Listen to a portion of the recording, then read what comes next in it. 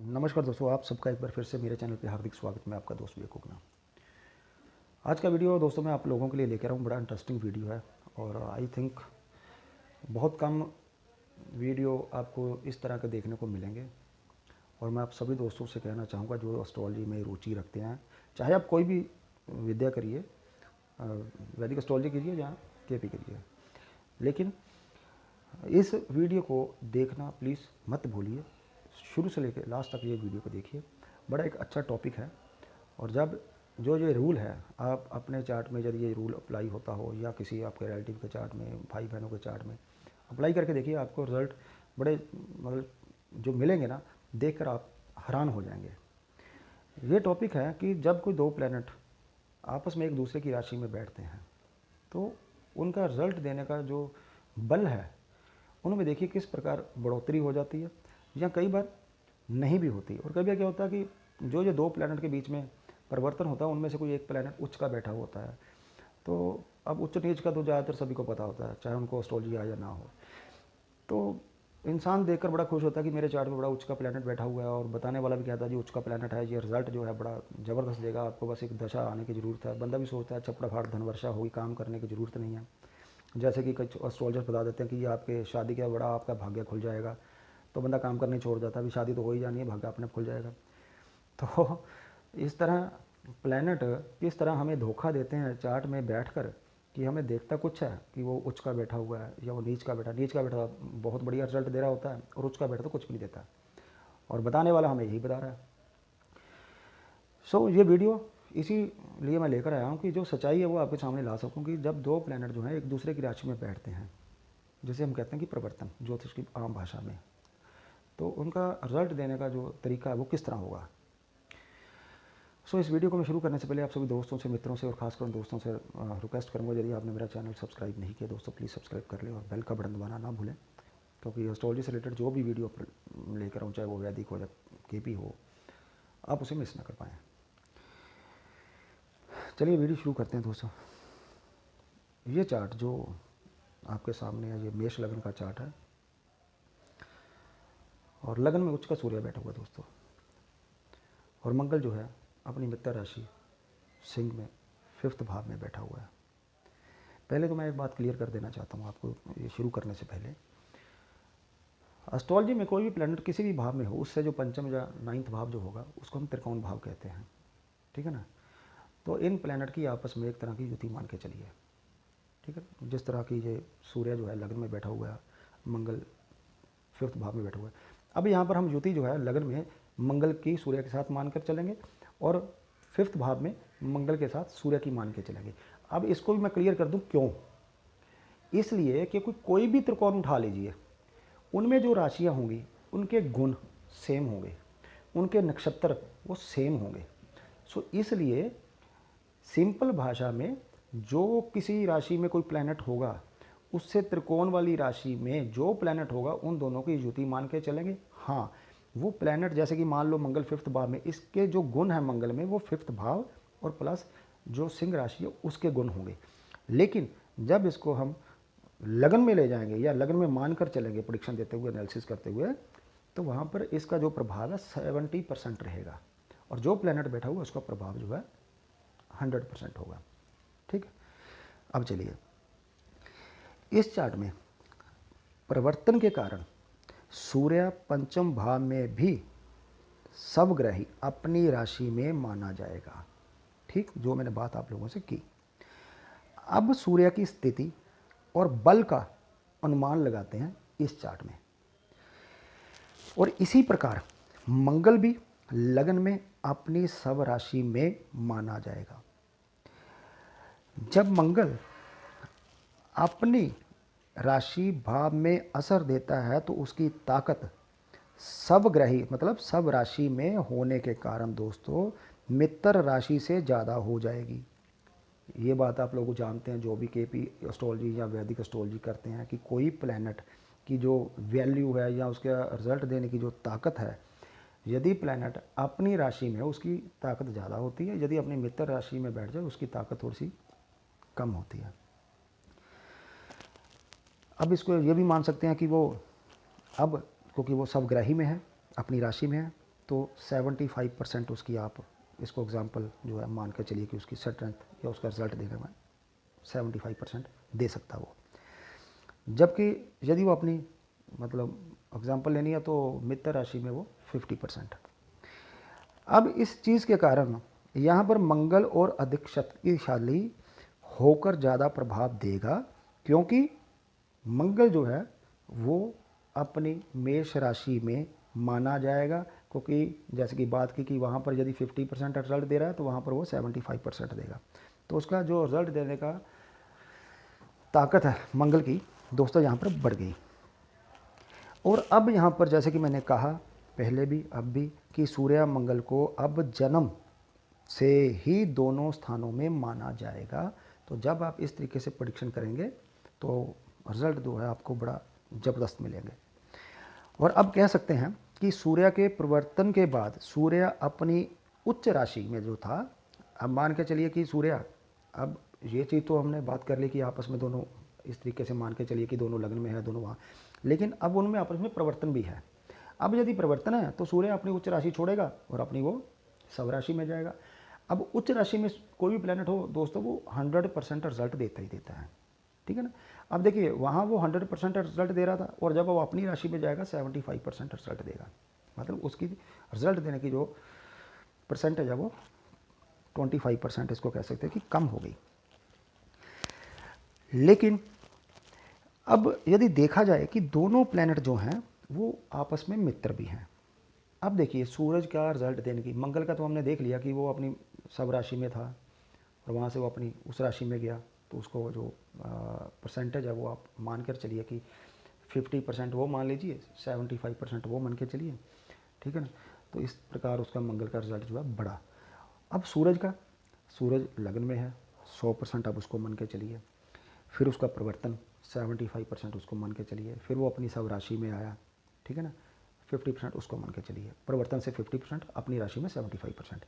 तो देखिए सूरज का जो बल हम इस चार्ट में देख रहे थे कि वो 100% रिजल्ट देगा, या मंगल जो है जितना हम सोच रखे थे कि वो अपनी मित्र राशि में अच्छा रिजल्ट देगा, उससे भी ज़्यादा बढ़िया रिजल्ट दोनों प्लैनेट इस चार्ट में अब दे रहे हैं।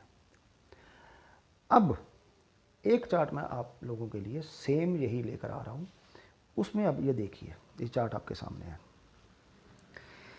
इस चार्ट में सूर्य जो है उच्च का पड़ा हुआ है, 5th भाव में मंगल, शनि और राहु। अब देखिए रिजल्ट किस प्रकार चेंज होता है। यहाँ सूर्य के त्रिकोण में मंगल शनि, ठीक है ना, दोनों शत्रु होने के कारण ये मान के चलिए, क्योंकि मंगल शनि में बनती नहीं है, दोनों शत्रु हैं, तो ये मान के चलिए कि वो 5th भाव में यहाँ पर बैठकर दोनों आपस में झगड़ा कर रहे हैं, उस भाव को खराब कर रहे हैं। अब जिन्हें देखकर, क्योंकि सूरज क्या है, पिता, ठीक है, अब सूरज पिता है और उसके 5th मतलब उसके त्रिकोण में मंगल शनि, मंगल छोटा भाई, शनि बड़ा भाई, दोनों एक तरह से वो मतलब लड़ाई झगड़े में लिप्त माने जाएंगे। और पिता जो है इस लड़ाई झगड़े को और बेटों की लड़ाई को देखकर दुखी हो रहा है। इसको इस सिंपल भाषा में इस तरीके से समझ लीजिए आप। परंतु सूर्य परिवर्तन के बाद 5th भाव में आ जाता है तो मंगल लगन में चला जाएगा। परिवर्तन है ना जहाँ पर दोनों राशियों का, मंगल और सूर्य के बीच में। तब इसका मतलब क्या होगा, इसका मतलब यह होगा कि पिता छोटे पुत्र मंगल को लगन में, या कह सकते हैं कि उसको समझा बुझाकर दूर कर देता, उसको अपने घर में भेज देता को। लेकिन बड़ा पुत्र शनि 5th भाव में ही स्थित है, ठीक है, पिता सूर्य, बड़ा पुत्र शनि 5th भाव में ही रहते हैं। इस स्थिति में पिता छोटे पुत्र मंगल को तो बचा लेता है, लेकिन बड़ा पुत्र शनि पिता सूर्य आपस में लड़ते रहते हैं, ठीक है। अब इसको थोड़ा मैं और इजी कर देता हूँ आप लोगों को। अभी मेरे दोस्त का जो YouTube के ऊपर वीडियो देख रहे हैं, थोड़ी देर पहले उनका मुझे फ़ोन आया था, वो डिग्री की बातें कर रहे थे कुछ, तो मैंने अपनी तरफ से समझाने की कोशिश की। तो अब वो दोस्त मेरे जो ये वीडियो देख रहे हैं, अब वो आप समझिए कि डिग्री किस प्रकार, जो आप डिग्री की बात कर रहे थे वो डिग्री थी कि ये वृद्ध अवस्था में है, ये बाल अवस्था में है, ये युवा अवस्था में, आप उन डिग्री की बातें कर रहे थे। मैं जिस डिग्री को समझाने की कोशिश कर रहा था, प्लैनेट की डिग्री आपस में हो और आपस में इस तरीके से वो बैठे हों, तो रिजल्ट देखिए कैसे चेंज होता है। अब मान के चलिए कि इस चार्ट में सूर्य 10 डिग्री का, ठीक है, मंगल 5 डिग्री का और शनि 20 डिग्री का। अब हुआ क्या, सबसे कम डिग्री किसकी है, मंगल की, उससे ज़्यादा सूरज की और उससे ज़्यादा शनि की। मतलब सूर्य की डिग्री मंगल और शनि दोनों की डिग्री के बीच में है। सूर्य क्या है, पिता का कारक, ठीक है। मंगल जैसे बात की कि छोटा भाई, शनि बड़ा भाई। अब उन दोनों की लड़ाई में पिता बीच में फंस गया। अब पिता को ये कह सकते हैं कि पिता को इन दोनों की लड़ाई के बारे में जानकारी है, ठीक। अब डिग्री को थोड़ा चेंज कर दीजिए, सूर्य मंगल से कम डिग्री का मान के चलो, ठीक है ना। तो अब ज्योति क्या बनेगी, अब ज्योति बनेगी सूर्य मंगल शनि। मतलब पिता सूर्य शनि और मंगल की लड़ाई से अब वाकफ नहीं है, ठीक है। और ये कह सकते हैं कि उसको पता ही नहीं है कि बात क्या, किस लिए आपस में झगड़ा कर रहे हैं। लेकिन डिग्रिकली जब जब वो बढ़ेगा आगे सूरज, ठीक है, तो उसे जब वो उस पर्टिकुलर डिग्री पर पहुंचेगा या मंगल की डिग्री को क्रॉस कर जाएगा, तब वो बीच में आ जाएगा, तब उसको इन दोनों की लड़ाई के बारे में पता चलेगा, भाई ये किस बात के लिए लड़ रहे हैं। अब तीसरी सिचुएशन चेंज कर दीजिए, अगर सूर्य की डिग्री शनि और मंगल से ज़्यादा है, तब इसका मतलब क्या निकलेगा कि पिता को शनि और मंगल, ठीक है, इनकी कोई जानकारी नहीं है, परंतु दोनों की मदद करके झगड़े को सुलझाना चाहता है, क्योंकि दोनों ही उसके पुत्र। लेकिन सूर्य शनि आपस में नैसर्गिक जो नेचुरल उनकी जो दुश्मनी है होने के कारण शनि को वो कंट्रोल करना चाहता है, जिसके कारण उसको कंट्रोल करते करते सूरज जो है वो खुद जो है अपना बल जो है खो देता है, क्योंकि वो नेचुरल जो दोनों सूर्य और शनि जो है आपस में मित्र नहीं है। सो एक तो ये, एक मैं चार्ट और आपके सामने ये देखिए, आप यहाँ पर अब आप काम कीजिए कि राहु को भी प्लेस कर दीजिए 5th भाव में, ठीक है। अब होगा क्या, अब डिग्रिकली मंगल जो है मान के चलिए कि यहाँ पर 10 डिग्री का कर दीजिए, राहु जो है 5 डिग्री का कर दीजिए, शनि को 15 कर दीजिए। अब मंगल दोनों की डिग्रिकली बीच में आ गया। अब राहु और शनि के बीच में जब कोई प्लैनेट आ जाता है तो उसकी आयु को खतरा हो जाता है। अब यहाँ पर मंगल की आयु को खतरा है। अब होगा क्या, अब दोनों में परिवर्तन भी है मंगल और सूर्य में। तो हम क्या कहेंगे कि पिता अपने पुत्र को बचाने के लिए खुद अपनी बलि दे रहा है और मंगल को वो अपने घर पे भेज रहा है। तो मंगल चला गया अपने हाउस में, मेष राशि में, परिवर्तन से सूर्य जो है इन दोनों के बीच में आ गया। मतलब अब पिता की आयु को यहाँ पर संकट हो गया।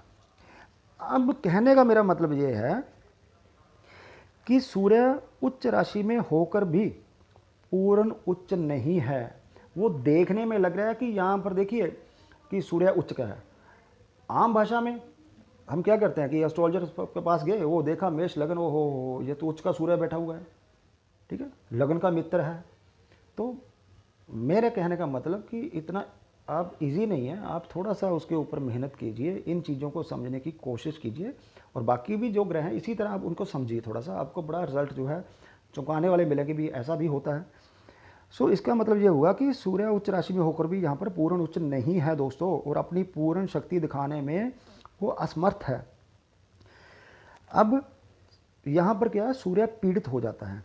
अच्छी स्थिति में होते हुए भी वह अपने बच्चों में लड़ाई देखता है और वह लड़ाई इतनी बढ़ जाती है सूर्य को उन दोनों के बीच में आना पड़ता है, मतलब अपने दोनों पुत्र जो मंगल और शनि, जिसके कारण मंगल जो है अपना ये कह सकते हैं कि उस लड़ाई से बचने के लिए, या ये कह सकते हैं कि पिता उस लड़ाई से अपने भाई जो छोटा बेटा उसको बचाने के लिए उसको दूर भेज देता है और खुद 5th भाव में आ गया, जिसकी उसकी स्थिति जो है और ज़्यादा ख़राब हो जाती है और वहाँ पर वो अपना कट्टर दुश्मन जो शनि और राहु उनके बीच में वो फंस जाता है। अब देखिए अब मंगल की स्थिति, मंगल यदि थोड़ा सा सिंपल भाषा में समझे कि मंगल आम मित्र राशि में था, ठीक है, तो मित्र राशि में उसका जो रिजल्ट देने का एग्जाम्पल जैसे हमने सोचा कि 50% रिजल्ट देगा, अब परिवर्तन से क्या हुआ कि वो 75% रिजल्ट देने में सक्षम है, मगर उसकी शक्ति और ज़्यादा बढ़ गई।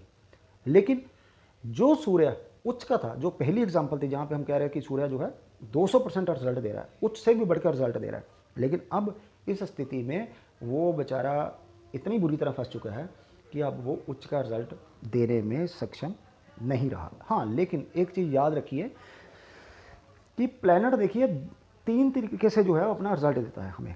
जैसे हम सिंपल भाषा हिंदी में यदि कहें कि वो अपना फिज़िकली जो है कि सेहत अच्छी रहेगी, इस तरीके से भी रिजल्ट देता है हमें, और फाइनेंशियली भी, ठीक है, वो भी रिजल्ट देता है।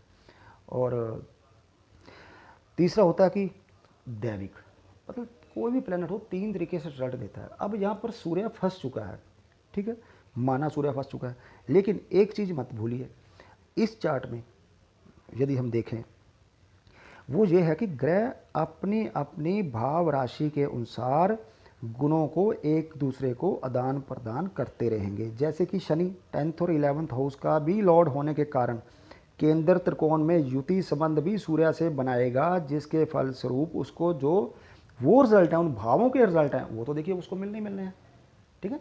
यहाँ पर ये कहेंगे कि पिता फिजिकली अब वो कमज़ोर हो चुका है, या ये कहेंगे कि गोचर में जब गोचर ऐसा बनेगा कि सूरज के ऊपर शनि का गोचर या राहु का गोचर इस प्रकार से बनेगा, तो अब सूर्य की मतलब जो पिता है कारक, सूर्य पिता का कारक है, तो पिता की हेल्थ को यहाँ पर दिक्कत हो जाएगी, उनकी आयु के ऊपर संकट जो है मंडरा जाएगा। लेकिन शनि 10th और 11th हाउस का और सूर्य 5th हाउस का जो रिजल्ट है, जो कि बढ़िया रिजल्ट है वो, ठीक है ना, वो नेटिव को मिलेगा ही मिलेगा, उसमें कोई दो राय नहीं है। सो इस तरह से सूर्य या अन्य ग्रह की इस स्थिति को दोस्तों हम ज्योतिष की भाषा में उच्च पीड़ित कहेंगे, ठीक है ना। और ये जो स्थिति है ग्रह की, ये नीच स्थिति से भी खराब स्थिति होती है। क्यों? वो इसलिए, जैसे कि आप सभी जानते हो उच्च स्थिति होने पर जातक को ज़्यादा पीड़ित क्यों होती है, क्योंकि बजाय नीचे रहने की। उनका उदाहरण क्या है? उदाहरण ये है कि किसी जातक के पास मतलब मान लीजिए बहुत सारी कारें हैं, ठीक है, वो ज़िंदगी भर पैदल ना चला हो, अचानक उसकी कार बिक जाए, कोठी बिक जाए, बंगला बिक जाए, बस मारा गया वो तो बेचारा। क्यों? उसको आदत पड़ी हुई थी सुख सुविधाओं की, उसको आदत पड़ी हुई थी। अब एक बंदा कमज़ोर है, सारी उम्र बेचारा पैदल चला, ठीक है ना, घर नहीं बना उसका, अब परमात्मा की कृपा से या किसी दोस्त की कृपा से, मान लीजिए किसी भी तरह से, अब उसको मिल जाए मोटरसाइकिल, वो तो बेचारा उसमें ही खुश है, ठीक है, वो पैदल था। अब जो बंदा कार पे, बंगले पे, स्विमिंग पूल में नहा रहा, बियर पी रहा है, वो आ जाए रोड पे तो बच गई बैंड उसकी। तो ये हाल इस चार्ट में सूर्य का हुआ। सो आप, मेरा कहने का मतलब इस तरह आप प्रैक्टिकली थोड़ा सा एनालिसिस कीजिए, फिर देखिए एस्ट्रोलॉजी करने का मज़ा कितना आता है। और यदि ऐसे कुछ ऊपर ऊपर से करेंगे, ये प्लैनेट उच्च का है जी, ये नीच का है जी, ये है जी, वो है, फिर कोई मज़ा नहीं आएगा आपको करने के लिए। सो आशा करता हूँ कि ये वीडियो आपको अच्छा लगा हो। अच्छा लगा दोस्तों प्लीज़ लाइक कीजिए, कमेंट खुला है, कमेंट बॉक्स में अपने व्यू, अपनी राय, अच्छी बुरी जो भी आपको अच्छा लगा अच्छा लिखिए, नहीं अच्छा लगा तब भी लिखिए, कमेंट बॉक्स खुला है। मिलते हैं एक नया वीडियो में, तब तक के लिए दोस्तों नमस्कार।